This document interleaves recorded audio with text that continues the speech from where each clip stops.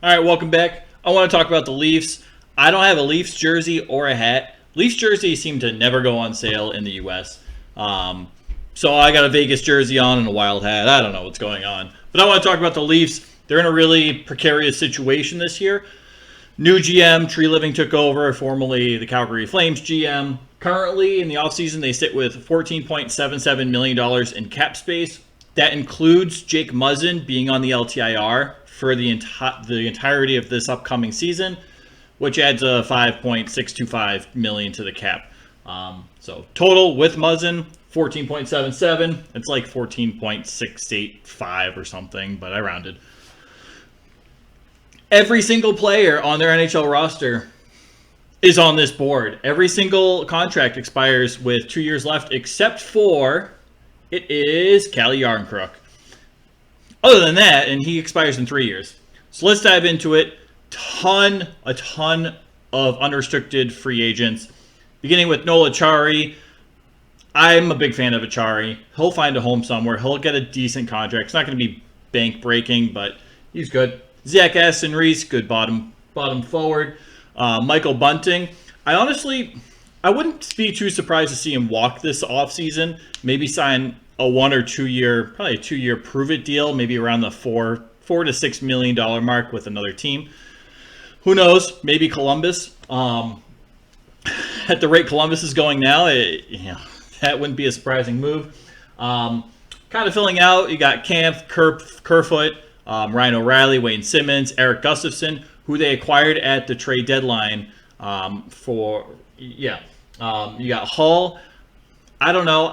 I don't think Hall's as bad as he's made out to be, but he definitely has moments where he makes some questionable decisions, and I think that reflects a lot more on him than it does other players. But nonetheless, I'd kind of be surprised to see Hall remain and re-sign in Toronto. I think he goes elsewhere.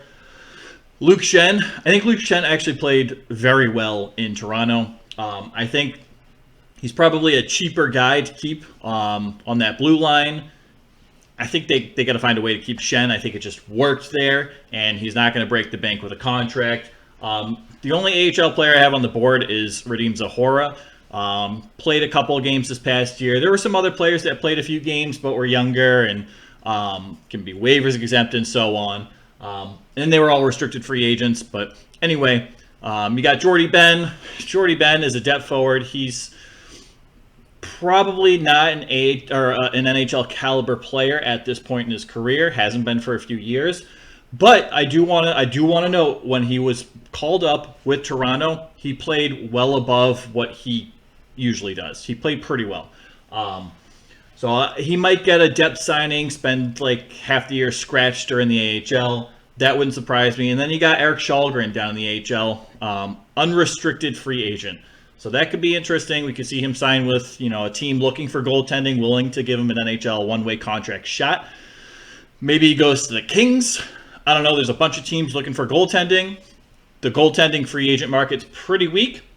Kallgren is an intriguing option, so we may see him go elsewhere for a chance to play in a backup role this year. Okay, it's a lot of unrestricted free agents. 3 restricted free agents. Ilya Samsonov. Still want to call him Samsonov, but Samsonov, goaltender. He was the starting goaltender for the Maple Leafs this year. Played well. Was on a 1-year prove-it contract. We discussed on this channel last offseason when they signed Murray and Samsonov. What happens if Samsonov has a pretty solid year and Matt Murray does not? Because Samsonov's an unrestricted or a restricted free agent who's going to command a pay raise. He's going to get a pay raise, regardless of if he's qualified or not, and stays in Toronto. Whereas Murray is one of the most popular buyout options on Cap Friendly right now. Murray is probably, you're lucky to get 30 to 40 games out of him a year. That's a backup role, but Murray has a lot of injury issues. And Samsonov gets injured every once in a while, but it's not comparable. Victor Mete, also a restricted free agent, and Holmberg. This is where it gets interesting. 1 year left remaining on their contracts. They can play this next upcoming season, and then they're unrestricted free agents, except for Liljegren. But Austin Matthews, that's the big name. You also got William Nylander, 40 goal scorer right there. You got two 40-plus goal scorers. Their contracts expire at the end of this year. These are the players that have a lot of potential to be extended, to sign extensions. We know Matthews wants to sign an extension in Toronto. We'll see what happens. It's really up in the air. It really depends a lot on how Tree Living wants to approach the extensions. We'll dive into that after. Sam Lafferty, one more year, he's potentially gone. I think they find a way to keep Lafferty, though. Pretty cheap players, played very well in Toronto. I like him a lot. TJ Brody, Liljegren, also restricted free agent, as mentioned. Mark Giordano probably retires after this contract. May not, though. He hasn't been playing. He's still an NHL caliber player at his age, and it's impressive. And you have Matt Murray, unrestricted free agent at the end of this upcoming season.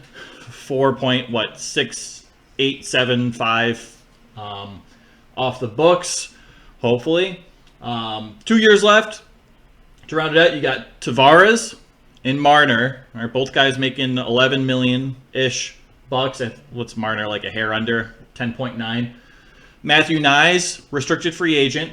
Got to find a way to keep Nyes. Really, really good young kid. He looked really good. I like him a lot. Jake McCabe, TJ Brody, and Joseph Woll. Never know if I'm saying his name right. I hear it 1,000 ways, and I don't know. I feel like it comes out of my mouth differently than I say it in my head. So Woll is kind of the wild card in this. Is he at the point where he can be an NHL backup goalie to Samsonov? Should you re-sign Samsonov as your one? You can't really rely on Matt Murray. When he's there, he can play another season with a save percentage under 900 for Matt Murray. So what do? You're probably not going to play Matt Murray. You're kind of probably just going to let that contract ride out. Maybe he gets some AHL time. But it's interesting to say the least. They got kind of a thing. Wall probably needs, I don't know. There's an argument where he should be brought up and should be the back end, and then there's an argument where he probably needs a little more ripening down in the AHL for development. Either way, it's one of those things Tree Living's got to figure out.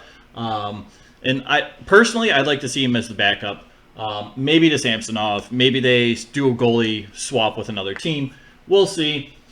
But at the end of the day, their needs, at this point, to fill out their roster, not including 14th, 15th guys, guys that are going to spend time in the AHL. Just talking 12 forwards and one forward being scratched, so 13 total forwards, 7 defensemen, only 6 are on the ice at a time, and 2 goaltenders, 1 on the ice.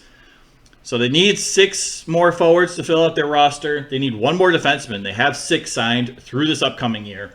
And depending on what you do with Wall, could be 0 goaltenders. He could be your backup. Otherwise, you need to go out and sign a backup, assuming you re-sign Samsonov. The 0, this includes Matt Murray. So a little caveat there. Matt Murray is one of 2 positions. So it depends what you do. Tree Living, I think, is in a tough position right now. There's a lot of draft picks were traded by Dubas. Dubas was trying to go all out, the former GM of the Maple Leafs. Try to get this team over the hump. They won a round, that's great, but then they looked awful in round 2. So getting over the hump, I think I don't know. You made it a little further, but did you? So this is going to be interesting. There's a lot of talk about the Big Four. Who are you going to trade? I totally forgot Morgan Riley. Morgan Riley's extended long-term as well. When does his contract expire? The end of 2029, 2030 season.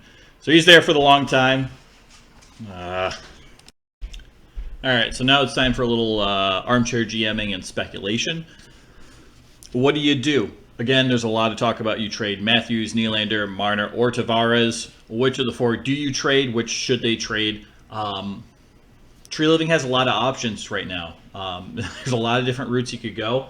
For me personally, these are 4 great regular season players. And when it comes to the playoffs, they're not getting it done. Why? There's got to be something happening in that locker room. There's got to be some issue with some type of leadership. It's a big ask for Tree Living to come in and identify a potential locker room issue right off the bat and get rid of it right away. What I would expect is these four guys stay together this entire year, go into the playoffs, and that's where Tree Living really pays attention as to where the breakdown's happening in that locker room. It's obviously mental with a lot of these guys on the team. Most of the team has had significant turnover the past few years of them being in the playoffs. Four consistent guys: Matthews, Nylander, Marner, Tavares. Morgan Riley can be thrown in there. But something's got to change. It's a big ask to have that issue identified within the first month or two of Tree Living's presence in Toronto. So what I would expect is that these four guys see this season through into the playoffs. I'd also expect Nylander or Matthews to get some type of extension, or if it's very clear either of them will be leaving, I'd expect a trade around the trade deadline to trade off either Matthews or Nylander. If neither of them are expressing that they will go elsewhere in the offseason, and there will be talks well before probably this offseason for extension purposes, I don't see these guys getting traded or dumped off. The expectations may not be quite as high because of the quality of players you're just not going to be able to re-sign, and that's okay. You're going to have some of the guys from the AHL, and some of them have played pretty well in the AHL, that can come up and do the job just fine. Maybe play on the fourth line, fill in on a third line role, hopefully, maybe. We'll see. They don't have a lot of guys in the AHL that have a lot of NHL potential, but they do have some. There are some guys that could come up and make some type of impact.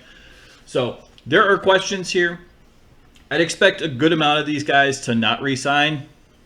Cap space kind of backs that up. I would expect him to re-sign Ryan O'Reilly in some way, shape, or form.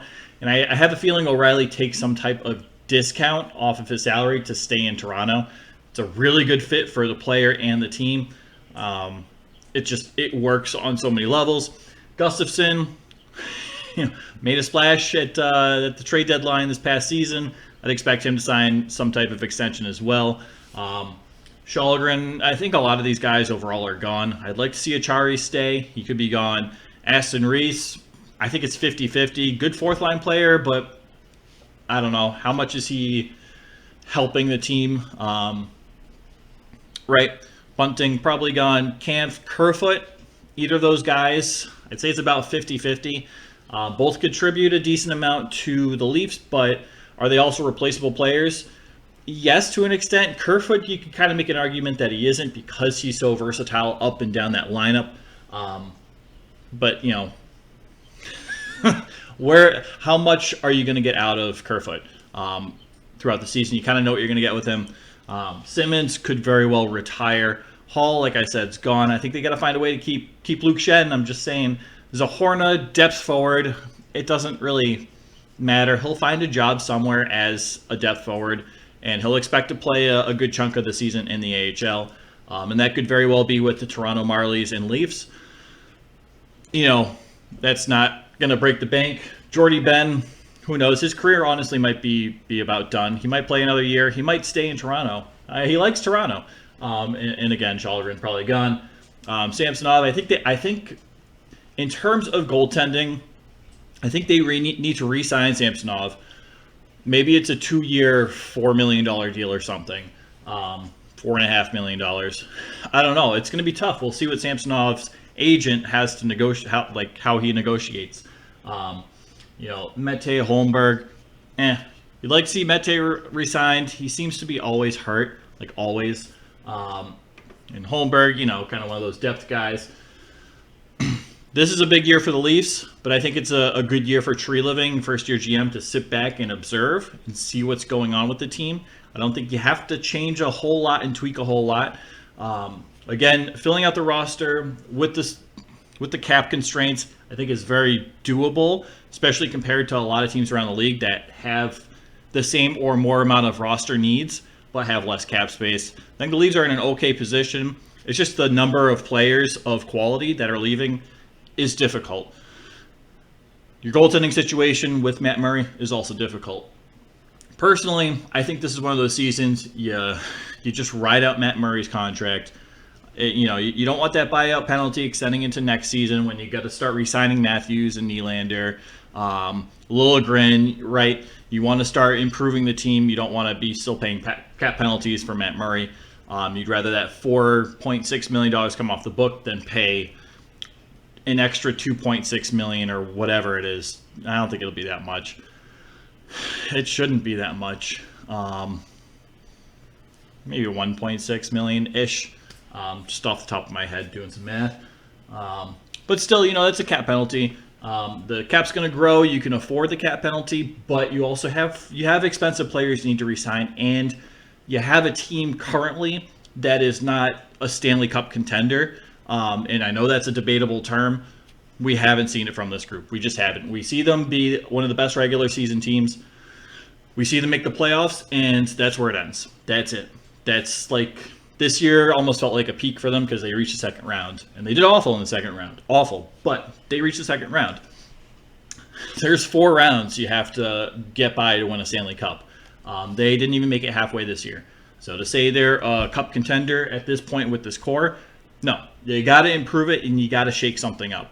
I would expect Tree Living to hold on to these guys for this upcoming year, sign players as needed, and even if you sign Nylander or Matthews to some type of long-term extension, those still become tradable contracts because they are excellent offensive players. Matthews, good defensive player as well. In his own zone, good face-off guy. Matthews, he's a very good player. So you have options. Take the slow approach. I think that's what's going to happen. I don't think we're going to see a whole lot of excitement with a new GM in the Toronto Maple Leafs right away. Next season, or if this season goes really poorly, we could see the Leafs sell off a bit at the trade deadline, drop off some of these contracts as rentals. Giordano as a rental as a depth defenseman for a playoff contender, brings leadership, former captain, still a serviceable depth guy. You could see him go. Brody, you could see dumped off. There are guys you can see being sold off at the deadline if it gets to that point. I don't think it'll get to that point because of how good of a regular season team this is, but there's always that potential. So next offseason, we'll be talking about guys like Matthews, Nylander, and then we'll see what happens with guys like Tavares, Marner. Are they signing extensions? Are they not? Tavares, does he sign an extension to stay? He's not going to make the same money he's making now. I can tell you that whether he signs an extension in Toronto or goes elsewhere or goes to Pittsburgh as a Penguins player and under Dubas, he's not going to be making $11 million a year. Guarantee you that. So there are questions. That's my big thing with Tree Living is he needs to be in tune with this locker room. The talent's clearly there. It's been there for years. There's a disconnect in that locker room when the playoffs come. There's mental issues, and it's, everything's good when you're winning, right? The locker room's happy, but when you're losing, that's when those kind of locker room cancers really start to unveil themselves. You start noticing who is good to be around in the playoffs and who is not. And I think O'Reilly deserves a lot of credit. He's a great leader. He's a great playoff guy. Always high energy, happy guy. I think he brought a lot of positivity to this locker room this year that allowed them to get past the first round. But we'll see. This is a cool team. It's almost like a blank slate within a couple of years. You can really do whatever you want. But they also don't have draft picks, so you're working on the blank slate. So let me know what you guys think they should do. Of the 4, who do you think gets traded? I guess I'll touch on that real quick. Matthews, I think Matthews is like the one guy you got to find a way to keep. Great two-way player, goal scorer. Nylander, he's one of those contracts you can dump off. His defense can be questionable at times, but he has a tradable contract. 40 goal scorer, great offensive player, but I think that's one of the more tradable ones. Tavares, nobody's taking Tavares' contract. it's also like your captain, and you haven't stripped the captaincy in however many years from him. So maybe he's doing something like right in that locker room. I'm a skeptic, but I'm a skeptic of everybody because we don't know the facts. But I don't see a team going out of the way to acquire Tavares. And even so, you trade him, you still have to fill that void of a point per game second line center, which is very tough. So you're going to have to retain salary to trade Tavares. And then with that leftover salary, you're going to just have to find a replacement. So is this attitude that negative in the locker room, like the Parise Suter buyouts we saw in Minnesota? Is that one thing with Tavares you're looking to dump? Because that can make or break a team. But if not, I don't know. I don't think that's a feasible option at this point. Marner also is one of those guys. He's a very good two-way winger. Pass first guy, puts up points, plays with Austin Matthews, a goal scorer. So it'd be curious to see Marner play with, I don't know, not such elite talent for, I don't know, more than like 4 or 5 games. Because I think Marner is as good as his stats would tell you, but I think that gets overshadowed because he plays on the line with Matthews. So, excuse me, I don't know. I think Marner's contract can also be a little more tradable, but I think that's more of a tougher sell because of the guys he plays with on that first line. But it's needless to say, Matthews and Marner both made Bunting look a lot better offensively than he is. Bunting's not terrible offensively.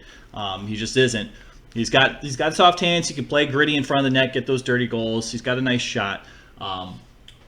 But he's not as good of a player as his stats would tell you playing with Matthews and Marner. That speaks volumes not just to Matthews, but also to Marner as well. So I don't know. I think it really comes into play who's causing issues in that locker room in the playoffs. Who is the locker room cancer when the team's not winning? Once you get rid of that, playoffs become a lot easier. Just throwing that out there. So it's interesting to see what will happen. Matt Murray, honestly, I would expect him to be bought out. I'm not a big fan of buyouts at all, especially when you can afford not to buy out a player. And in this case, they probably could afford to not buy out Matt Murray and not have that penalty for next year. But it's one of those things where they probably will. And I can do a whole video on buyouts too later if you want. But overall, let me know what you guys think. Which of the 4 would you trade, or would it extend to Morgan Riley or someone else? Is there someone else that you'd probably look to trade first? Maybe Liljegren. I always want to say it's a soft G. Sam Lafferty, does he have value? What do you trade him for? Wall, do you trade a goaltender? There's a lot of options with this team. This is a really fun team to do some armchair GMing with at this moment in time. We'll see what they do in this offseason, see what they do if they trade for a draft pick or if they trade their first-round draft pick away. A lot of options with this team. Really interesting. Going to be fun to watch. Let me know what you guys think. I appreciate you watching. Take care, all right?